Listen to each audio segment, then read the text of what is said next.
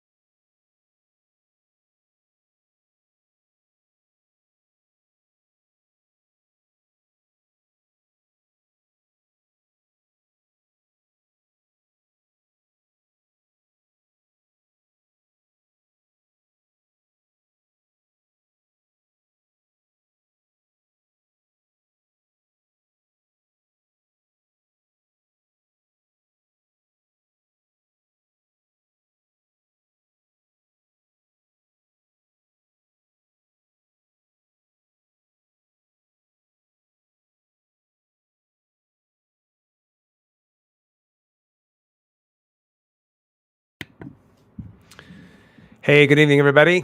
My name is Dr. Nathan Thompson with the Wellness Way Yorkville. Happy Monday, guys. Hope you guys had a great weekend. And thank you for joining us on this Monday night. I know I go a little bit early, but if you don't catch it, you can go back and watch the replay.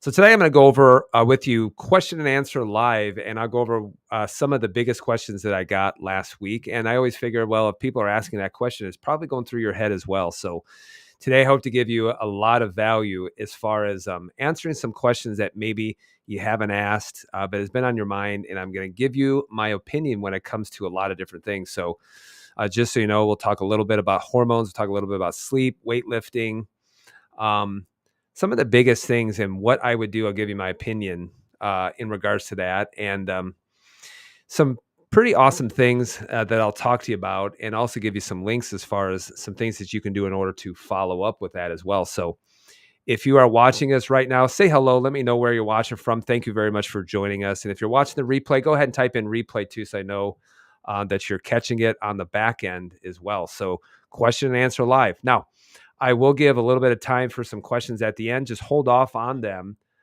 so that um, that way we just don't have too many questions streaming through, and I don't end up being able to see it. So I'm going to talk about some of the biggest questions that we got as well. And before we go into that, while people are joining us right now, guys, if you want to work with us directly and you are within the Chicagoland area, and you want to work with us directly, people say, how do I work with you directly? I'm like, get to the Inflammation Talk. Our next one's going to be tomorrow, an in-person event, Tuesday, April 8th at 6 o'clock p.m. right here in Yorkville, Illinois. And inflammation is so huge because it just helps to bridge the gap between where you are and where you need to head. And so the Inflammation Talk is probably the biggest thing, because one of the biggest things I'll tell people is you can't be the same person that got you sick. And look at anyone who has radically changed their life. You know, they said, what was the biggest change that had to take place? And it was like the change between the ears. And so once you understand really what inflammation is, where it's coming from, and it's not just a teaspoon of turmeric, it really is about finding the causes as far as why it's happening. But this has everything to do with people's inability to be able to lose weight. Yeah, even cancer. If you look at cancer, massive inflammatory challenges that are taking place. Same thing with infertility. And I'll talk a little bit about that when it comes to hormones, thyroid disease. And in fact, most thyroid disease is an inflammatory response. It's a response from your immune system. Arthritis, type 2 diabetes, autoimmune conditions, which is an immune system response, which is why so many doctors, put people on immunosuppressants and steroid medications and things like that. Body is not messing up. You just have to get to the reason why the immune system is acting in the way that it is. And then even talking about hormone imbalance. So again, if you're from the Chicagoland area, make sure that you come to our next inflammation event. That's going to be tomorrow, April 8th. All you have to do is, if you go onto our socials, you'll see a link on there that says Linktree. And if you click on that, the first thing to pop up will be the inflammation event. So if you just go ahead and click on that link, that will take you to Eventbrite, take you 60 seconds to register for it. And then tomorrow, a member of my staff will reach out to you just to confirm your attendance at that event and how many people will be coming. I believe that we do have a little bit of space available for it. So make sure that you get registered for that right now. Don't delay. Okay. And then in addition to that, I had some people reach out, about TWW Plus. And what on earth is TWW Plus? Well, TWW Plus is the Wellness Way Plus, and it is their platform that they use in order to give you a lot of content when it comes to nutrition, when it comes to untoxing your lifestyle, when it comes to a lot of things. And it just helps you to understand the Wellness Way approach towards health. And so there's a lot of things that are on there that you're not going to get from me on social media, that you're not going to get just from Dr. Patrick Flynn or from the Wellness Way. But if you want to dive into it deep and you want some exclusive content, and in fact, for me, it's just not something that I can go over all the content, on live videos, or on reels or anything like that. But if you want to deep dive into the approach, then all you have to do is if you just go to, it's called Skool, Skool, and you could actually register for it. And you'll see a lot of content that can't be on social media just because it gets banned or it gets shadow banned or it gets reported by misinformation, the people that gave you all the misinformation when it came to COVID. And so there's just a platform to get exclusive content on there. And I'm on there as well. So all you have to do is if you go onto our link tree, you'll actually see I created a link. And if you just go to the Wellness Way Plus membership, that'll take you straight to Skool. And you could actually purchase a monthly membership. I think it's like $15 a month. Or if you buy for a whole year, I think it's a little bit less than $15 a month.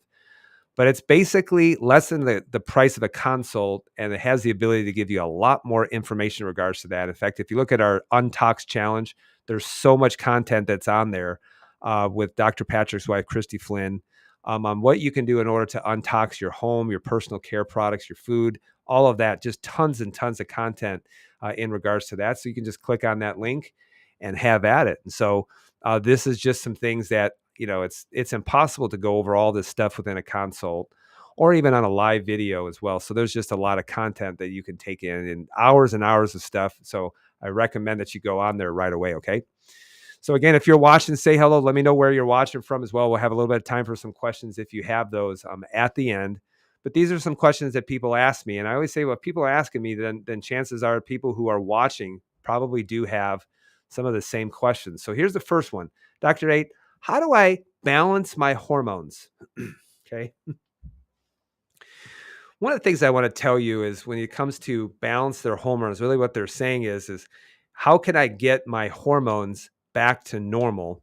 And the reason why they say balance hormones is just because if you go online or if you go to an MD, they're trying to figure out the right dose in order to give you, not trying to figure out why your hormones are off, but just to give you some kind of exogenous hormone to try to quote unquote balance it out. You see it all the time when it comes to progesterone, when it comes to bioidenticals, when it comes to birth control. They're just basically just throwing exogenous hormones at you, hopefully, and hoping that they somehow go into balance. So here's my biggest take when it comes to balancing hormones is that hormones are secondary. They are not primary.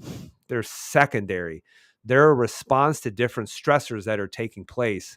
And one of the things, if you always understand, and if you come from a perspective of body's not messing up, maybe the body prefers it that way. So rather than try to dump a bunch of hormones into the system, maybe you should really try figuring out why the body is down regulating certain hormones.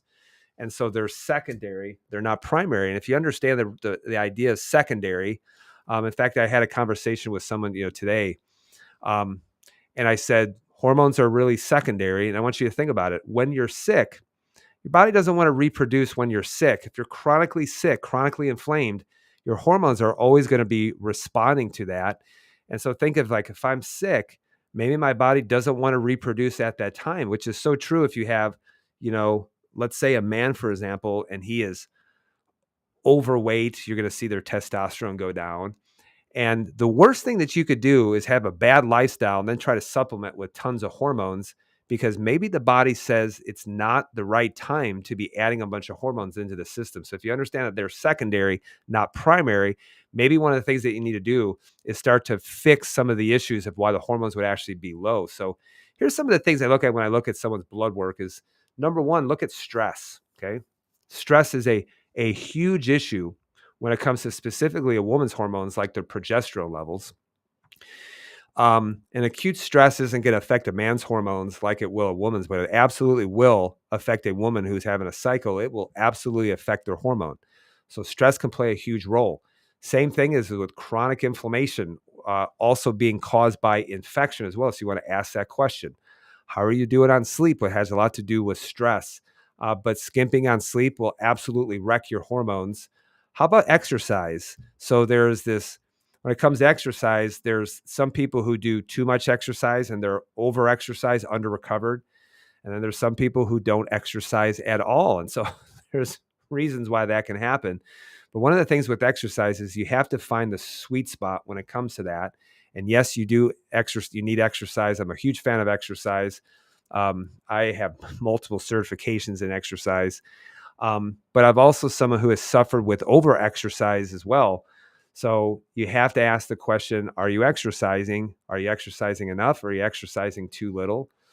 Then you got certain medications that can really start to mess up hormones. And one of the reasons why you know that is that there's even certain blood pressure medications that are going to affect certain woman's fertility hormones as well, just because of how they block aromatase or the enzyme activity that will take take testosterones to turn them into certain estrogens. And then you have to also look at the liver too, and how the liver is being able to metabolize certain hormones or to be able to metabolize and excrete them the way that they're supposed to. And this also ties into blood sugars and things like that. So, if you're trying to quote unquote balance hormones, one of the first things I always say is you got to first understand, do you even know are they even measuring them correctly? Because if you look at hormones, what's the difference between blood and urine hormones? Well, blood is going to look at just production within the body, and urine is going to see how they're being metabolized, especially by the liver, and how they're being methylated and removed by the body. This is why, some women can have a lot of problems with their hormones, and it's not really going to show up in the blood. But then you do like a Dutch test, for example, and you're seeing, how the body is metabolizing these things into weaker estrogens and things like that. This can give you a lot of clues as far as what's going on inside of the body. So that's why, really, if you're concerned about hormones, you really do need to test them in the blood, and you also need to be testing them within the urine, because this is actually seeing how the body is converting certain hormones and things like that. Now, here's the other one, that someone asked me is Dr. Nate, how do I get better sleep? How do I get better sleep? Now, this is actually coming from someone over the last well over a year, where I have routinely gotten 8 to 10 hours every single night. And I am someone who suffered with problems getting to sleep, get problems staying asleep, and just not getting enough sleep. And yeah, it took a toll on me, at one point. But if you're someone who's having problems with sleep, here's the first things you always want to ask is, hey, how much stress are you under? Now, can you measure this in the blood? Kinda, if you look at cortisol levels, but probably the best one is to look at your circadian rhythm, or how you're releasing cortisol throughout the day. And this can actually be seen on urine, which is known as the Dutch test. But high amounts of stress will really interfere with sleep, especially. And that's why, if you always ask the question, who stresses out more, men or women? And we're going to say women, just because they have a lot more things on their mind. Their mind tends to go in 19,000 different directions. But women typically have a lot more issues when it comes to being able to stay asleep. The other thing that you want to go over too is your blood sugars, because if you do have some issues with blood sugars or regulating your blood sugars, then one of the things that you can have, and usually it happens at 2, 3 in the morning, is blood sugars dip down. You can't keep them steady. So what happens is the body has a stress response, because one of the blood sugar mobilizing hormones, known as cortisol, starts to get released in high amounts, and that will produce an awakening response in people. So they wake up, as their body starts to try to mobilize blood sugars. And then if they have an issue with the blood sugars, then they realize, well, if I go ahead and dump a bunch of sugar into me, then I'll typically fall back asleep. But that's probably the worst thing that you can do too. Then the third thing you want to try to understand is, what do my sleep habits look like? And so there's a lot of things that we do that negatively affect our sleep habits. And this can be social media. Yes, blue light before bed. Um, and I will tell you this is, I can get all the blue light in the world before bed. I don't have a problem falling asleep. But with some people, it absolutely can. So that's why you want to have good sleep hygiene. And you want to start looking at sleep as an event, and not necessarily, like, oh, I'm just giving up on my days. You really want to put focused effort into making sleep an event, so that, because sleep is the number one thing as far as recovery and repair. If you don't sleep, you don't recover and you don't repair, and things will continue to get worse and worse and worse, including your hormones long term. So, what are some of the things that I'll tell people? And this is kind of non-specific, but I tell people one of the best things you can do is to get more into rest and digest. Get more into rest and digest versus fight or flight. A lot of people are just spending their whole day in a fight or flight, and then they're trying to calm themselves down at night and not having a very good response. But some of the things that can help with rest and digest is get adjusted. You would be amazed at the amount of people that get adjusted. They're like, you know what? I'm digesting better and I'm sleeping better. And I'm like, congratulations, you're better. You're better adapted to get into rest and digest. And that's just one of the side effects of what happens when you start calming down the nerve system. Another one too could be a weighted blanket. So a weighted blanket on you is one of the things that, I know it sounds weird, but can help you get into rest and digest as well. But yes, there are some things that I'll recommend for people in order to help them calm themselves down as well. So California Poppy, which is basically like drinking a glass of wine without all of the brewer's yeast and without impairing your motor skills. But it is something in order to help calm down. And yes, it's considered a sedative as well. Do I take California Poppy? Not super often, although if I have to, go in and do an inflammation talk, I don't like speaking in public, but I will. I'll take a healthy dose of California Poppy in order to calm me down just a little bit. And yes, it does work. It really does. But some other things too, especially if, women are having a real tough time as far as getting asleep and staying asleep. And yes, I will recommend, probably some of the best things you can do is take some chamomile. And if you've ever heard of sleepy time tea, people are like, oh, sleepy time tea helps me. If you look at one of the main ingredients, it's actually chamomile. And they're like, well, can I just take that, or should I take chamomile? I'm like, listen, you would need to get about 8 cups of sleepy time tea in order to get how much chamomile I would recommend, which would be probably about 2 teaspoons of it. And then at that point, it's just going to defeat the purpose, because you're just going to be urinating all night from drinking so much tea. And then there's another one, L-theanine, which can be really good because it helps with GABA reception.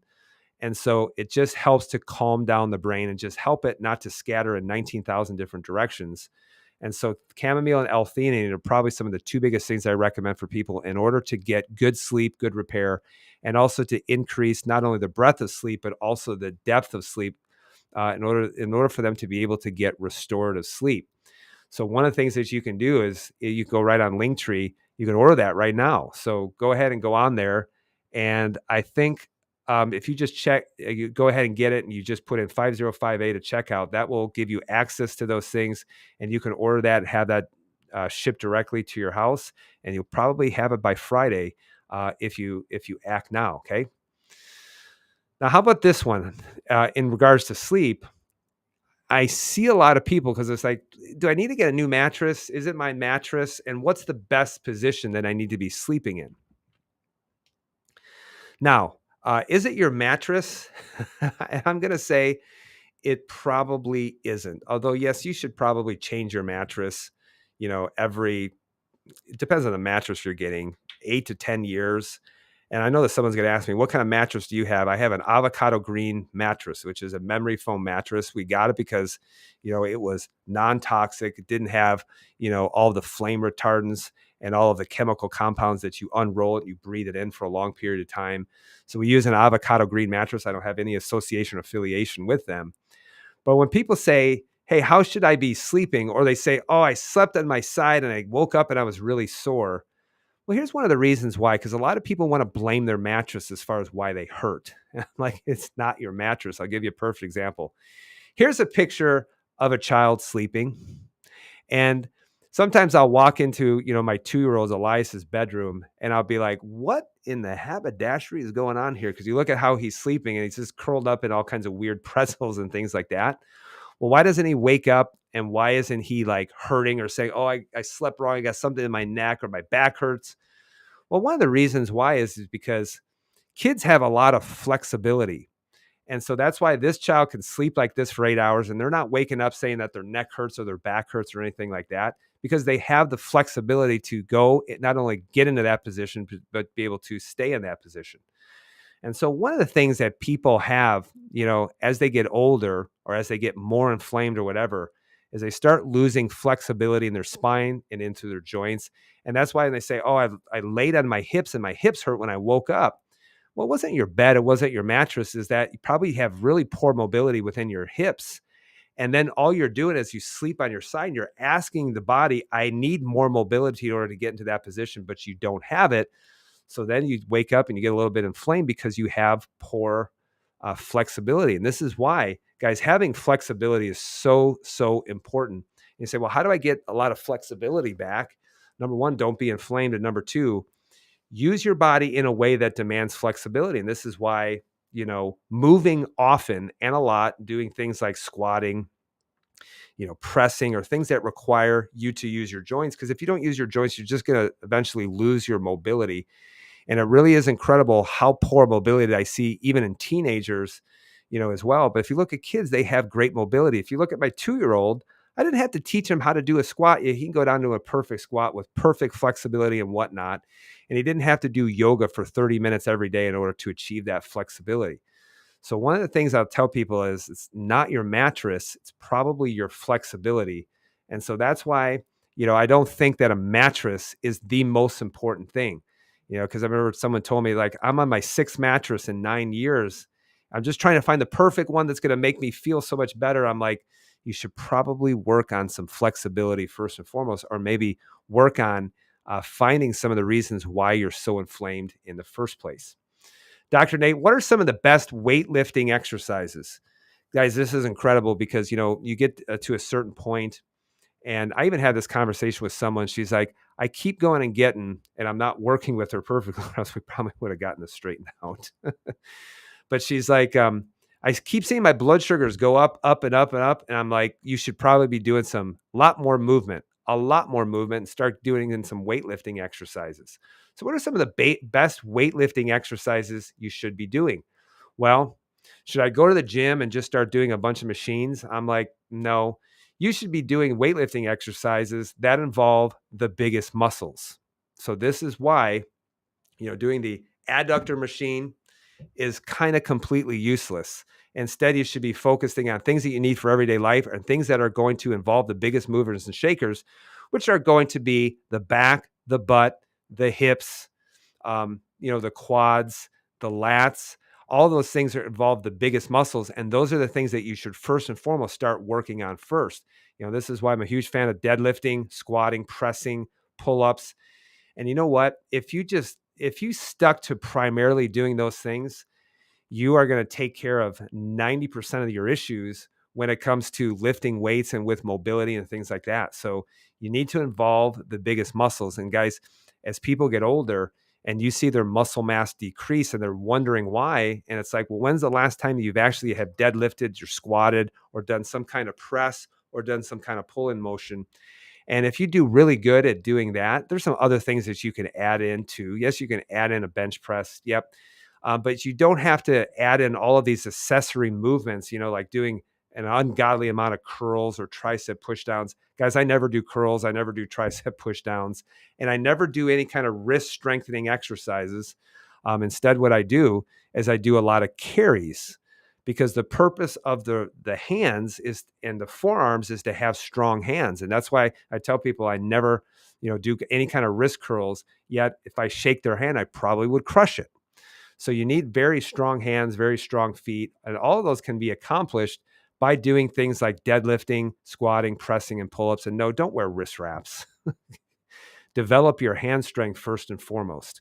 So those are some of the biggest things that I would be doing if you are getting into the gym and start doing some weightlifting.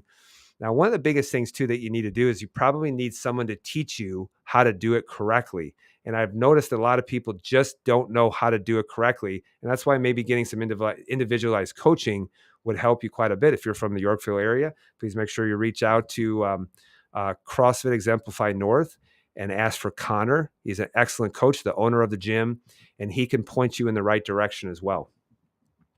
Now, speaking of gym, I really think it's important to go in and be able to learn how to do things correctly. But at some point, people are like, well, if I want to do this at home, what equipment would you get? So if I were to design a home gym, what equipment would you get? And that's one of the things that I did do is I did actually design a home gym so that my kids can go down and work out whenever they want. So here's some of the things that I got when it came to designing a home gym. I would say this is number one, invest in a squat rack. So this can be a squat stand. This can be a whole entire, rack. I would also get a barbell. And if you're a guy, get a 45-pound one. If you're a woman, I would focus on a 35-pound one. The only difference is one is lighter if it's a woman. It's a little bit has a more of a smaller bars in order to be able to grip it. I would definitely invest in getting some rubber bumpers because you can drop those down onto the ground. And so that would take care of a lot of your weightlifting needs, because if you have a squat rack, I mean, you can press, you could deadlift off the ground, you could clean, you could squat, you could back squat, you could front squat, you could overhead squat. And then also I would invest in some pieces of, some monostructural exercise equipment. And no, I never would get a treadmill. What I would get is either an Echo Bike and or a Concept 2 rower, some of the best pieces of equipment that you get. And the thing is they will last you forever. And they're also a lot cheaper than investing in a treadmill too. But I also would get a couple other pieces of equipment, like a speed rope, probably an ab mat, slam ball, and then a kettlebell. And so we got almost all of those things to have down in the basement. And the thing is you don't need a ton of equipment. And in fact, I've told people, if you could clear me out an 8-foot by 8-foot space without any equipment, I could probably be able to demonstrate better fitness than 99% of the population just by giving me a clear space, because I would be able to do a lot of calisthenics, burpees, gymnastics movements and things like that. So those are some of the things I definitely would invest in if you want something to be a little bit more diverse and be able to help, get a home gym and be able to get almost all of your fitness needs in. Okay. So, well, where would I get this at? You get a lot of these things from Amazon. The only thing you got to be careful about is sometimes the Amazon can be the Wild West. And so what you see as far as pictures aren't necessarily what they're going to deliver to you. But I will tell you this, if you want to go to the best place, I have no affiliation with Rogue Fitness, but go to roguefitness.com and you can get all of those things. And there's some of the best quality equipment. But yes, you can get a rower and you can get a Echo Bike. And you can get all of those pieces of equipment, on there, and you can order it directly from Rogue and get it shipped directly to your house. And so easiest thing that you can do, and has some of the highest quality equipment that you can get too, especially when it comes to the bars, their bumper plates, and some of their cardiovascular equipment too. But one of the biggest things I want you guys to understand is it's knowledge and the right mindset. It's not necessarily the equipment. Everybody thinks it's the strategy. And I always tell people it's not the strategy, it's the mindset. And this is what oh man, is when people are like, hey, did you hear about this new fitness movement? And I'm like, give it time and it's going to go away, because everybody thinks it's all about the strategy. But in reality, what it is, it's the mindset. So if you have the right mindset, then the strategy is just going to be secondary. But if you're always focused on the strategy without the mindset, then the only thing that's going to happen is you're just going to keep going from one strategy to the next. So having the right knowledge and the right mindset, and not necessarily having the right equipment, that's not the most important thing. That's why I always say it's always mindset over strategy, because without the right mindset, it doesn't matter what the strategy is, you're never going to follow through. Do I think the strategy is important? Yes. However, what you need the mindset first and foremost, or else the only thing that you become is you just become the bull chasing the red cape. As soon as someone puts up a new cake, you run after that as well, which is why so many people chase the strategy, thinking that it's all about the strategy, and they never get anything done when it comes to their health, when it comes to their fitness. Okay. So those are some of the biggest questions that I wanted to go over with you guys. And I appreciate you guys. I appreciate you guys watching. And so I have a little bit of time. So I'll take a couple of questions because I've seen a couple of them just stream in. Okay. So number one, let me show this from Dennis from YouTube. Said, is it true that we need a variety in our diet in order to be healthy?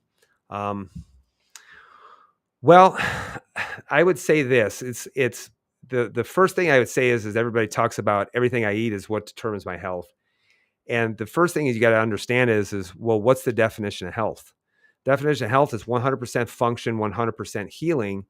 Is diet important? Yes, it is. Is it the only thing?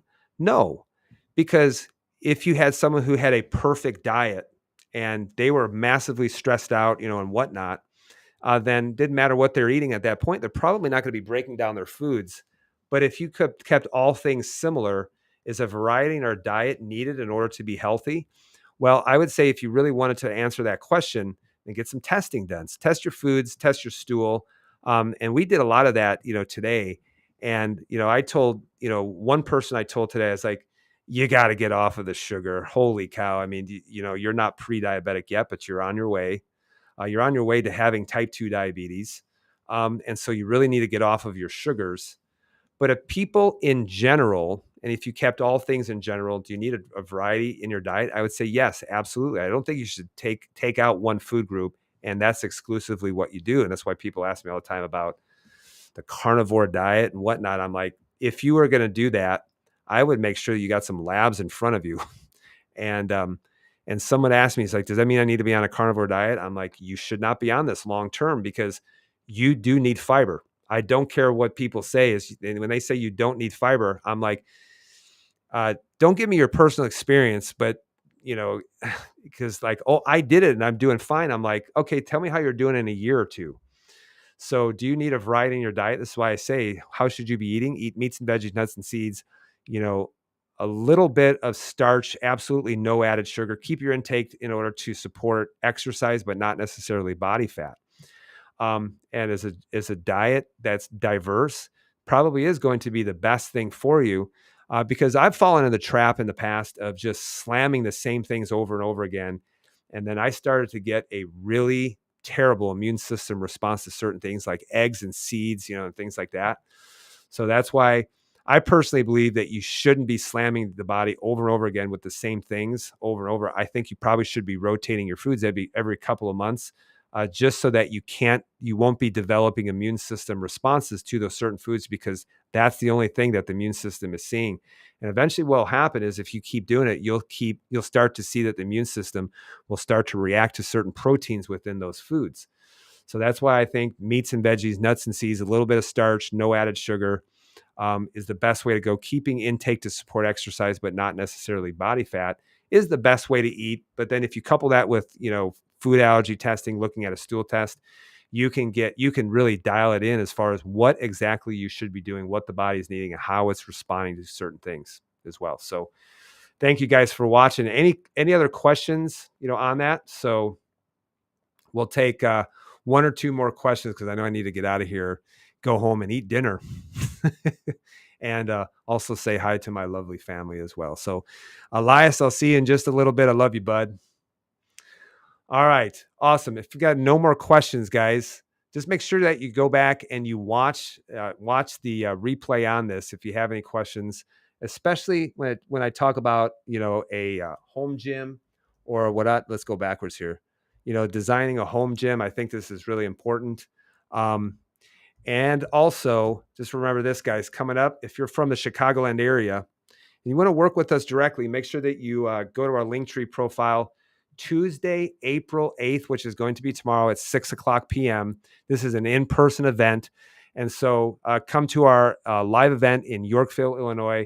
We'll talk about inflammation from a lot different approach, and it'll give you an idea of where you need to start in order to getting inflammation under control and start clearing a path to a happy, healthy life. But testing is absolutely so important.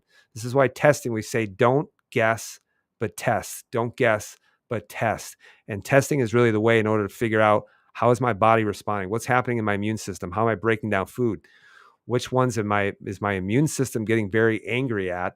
And depending on the test, this can help you to see, here's what I need to start doing differently. So Tuesday, April 8th, all you got to do is just go to our link tree, click on that very top button. That'll take you to Eventbrite, take you 60 seconds to register. The only thing that we ask is that if you register for it, please just do us a favor and make sure that you're showing up at that event. Okay.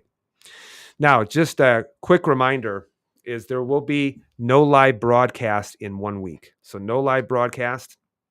I'm going to take the week off. And one of the reasons why is I'll be going to a Wellness Way event next weekend with my wife, some of my family. And so I won't get back until Sunday evening, kind of late. And so I'm not going to be doing a live broadcast on Monday. So just so you know, if I'm not here, I'm doing okay. But I'm also taking a little bit of rest and recovery for that evening, just to recover from traveling. So no live broadcast on April 14th, unless something miraculous happens. I decide to go live. And if you know about it, you'll see me here. But as of now, no live broadcast on April 14th, which will be a week from today. So guys, thank you so much for joining us for this. And if you like this information, make sure that you share this information with other people. And make sure that you follow our page. Make sure you like our page. We'll keep you up to date as far as some of the biggest content. And don't forget about the Wellness Way Plus on School. You can go there and you can get a whole year membership with tons of resources for you to understand the Untox Challenge, tons of nutritional resources on how to cook, great things that are happening, and also a lot of content that would get Dr. Patrick banned on social media, but he can do it from that platform. So I think that's really, really good and help to grow your knowledge on your pursuit of health. So guys, I appreciate all of you. I love all of you. Thank you so much, guys, for watching. We'll see you guys in a couple of weeks. Make sure you follow us. I'll give you updates as we go along. And hopefully I see a lot of you at the inflammation event coming up tomorrow night. So guys, be well, be blessed.